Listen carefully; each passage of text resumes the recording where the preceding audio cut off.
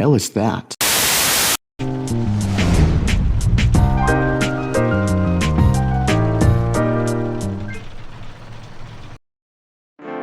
Let's start with a better known version.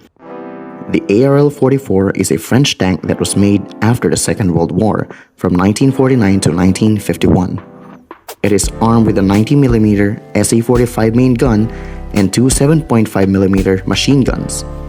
It has a mass of 48 tons and it is crewed by 5 people, which includes the commander, gunner, loader, driver, and radio operator. Initially, this was designated as a heavy tank. However, on October 26, 1950, it was redesignated as a tank destroyer.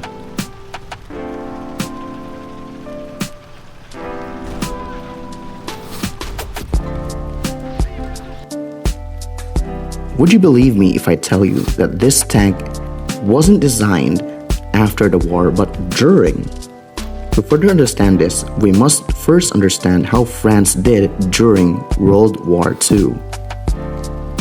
After Poland was invaded by Germany in 1939 and some northern territories like Norway were occupied, Germany turned its eyes towards France. The French, despite having one thick defense that was the Maginot Line, still lost to the Germans after they cut and flanked through the Ardennes forest and occupying territories behind the main defense. This led to France ultimately losing in 1940.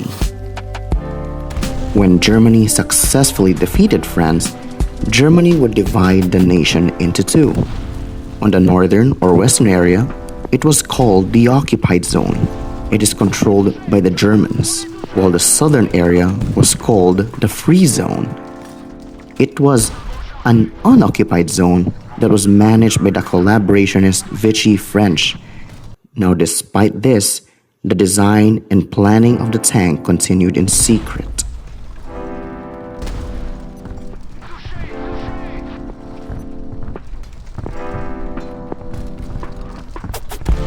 German presence in France made it impossible to produce any weaponry in their factories without getting caught, as the Germans seized the factories France used to produce their own weapons.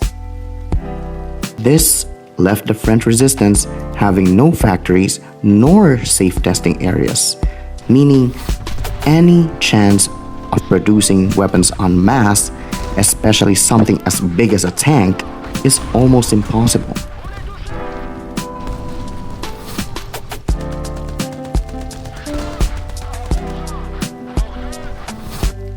There are several companies that worked on the design, production, and even influenced the ARL-44, like the FCM, Samoa, ARL, and ACL.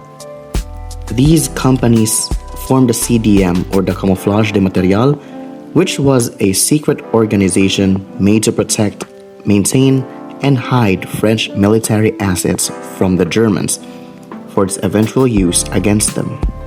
The French cleverly did the design covertly, as they would produce a part and they would test it under the guise of another purpose. They did this so that they won't be caught by the Gestapo and so that testing can be done without suspicion.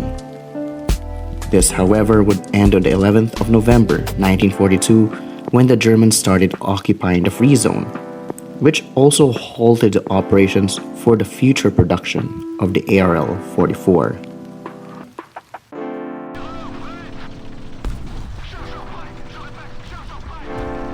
On the 6th of June 1944, Operation Overlord would happen on the Western Front.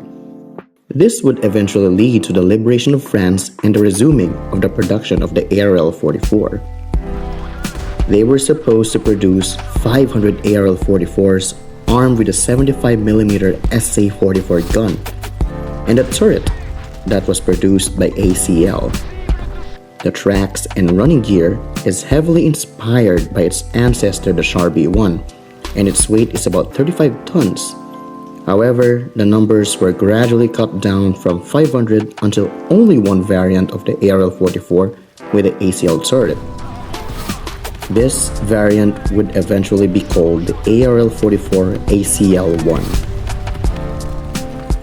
The ACL variant had 100mm of protection on the turret and only 60mm of protection on the hull.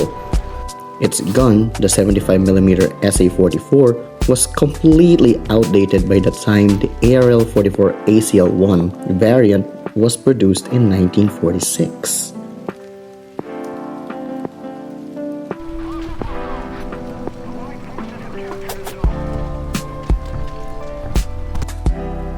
They would once again go back to the drawing board and upgrade the first version by adding more armor and an improved gun than that of the ARL-44 ACL-1. This version had a thicker frontal armor of 120mm up front and its side armor around 40 to 60mm thick. The turret was replaced from the ACL version to the Schneider version. Its gun got upgraded from the 75mm SA-44 to the 90mm. This and other upgrades significantly increased the tank's weight from 35 tons to 48 tons.